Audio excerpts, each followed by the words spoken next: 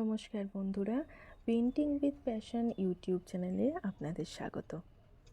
আজ একটা গাঁদা ফুলের টিউটোরিয়াল নিয়ে চলে এসেছি।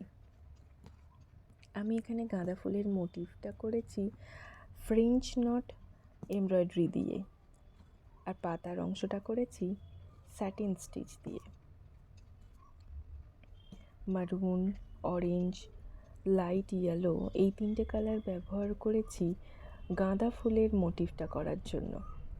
আর যেটা বাকি অংশটা যেটুকু আছে মানে পাতার অংশটা, সেটা করেছি স্যাপ গ্রিন, অর্থাৎ আমরা যেটাকে বলি শ্যাওলা রঙের যে সবুজ রঙটা, সেই রঙের সবুজ সুতো ব্যবহার করেছি বাকি অংশটার জন্য।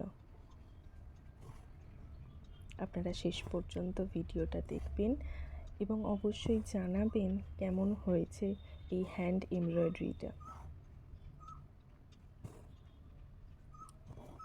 ধন্যবাদ।